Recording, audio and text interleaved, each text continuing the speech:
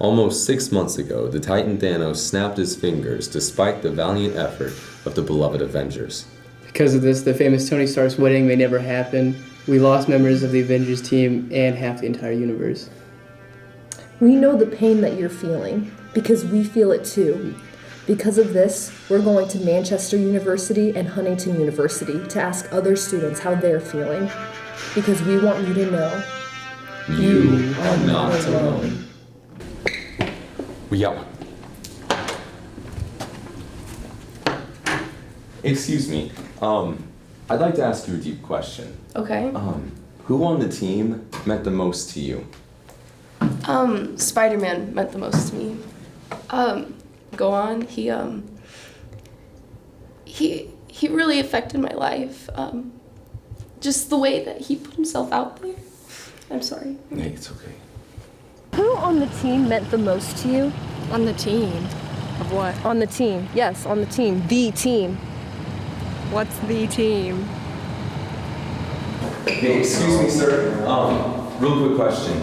Who on the team meant the most to you? Thanos. No, excuse me, sir. Please don't say that. Please. Who on the team meant the most to you? I don't really watch sports. Okay. What team? Why does nobody on this campus know what I'm talking about? What team are you talking about? Football team? The team. I don't know what team. What team?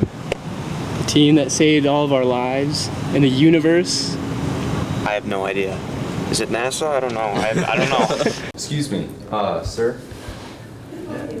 I don't mean to interrupt your evening, but I need to ask you a serious question.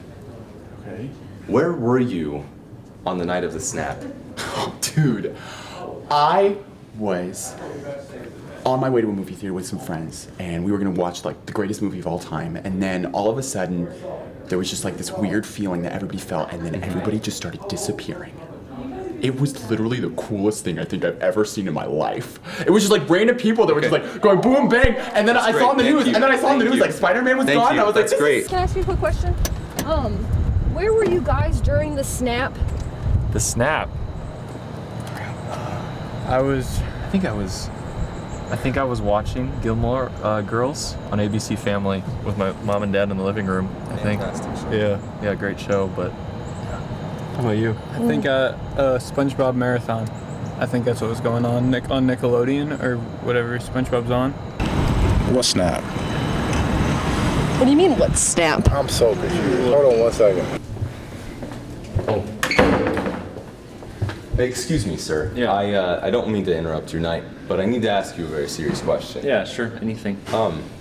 Where were you on the night of the snap? Where was I? Well, I was on the toilet, and we ran out of toilet paper. Oh. And I didn't run out, I walked out because I had my pants down. But I walked out to get more toilet paper, and my whole family was gone. And so... I'm really sorry to hear that. Yeah, it's all right. I was more upset about the fact that all the toilet paper was gone, but... Oh, yeah. Yeah. Okay. Thank you. Yeah, absolutely. Thank you. Yeah. I appreciate that. Yeah, thank you. Yeah. Yep. Where were you during the snap? Underground. Oh.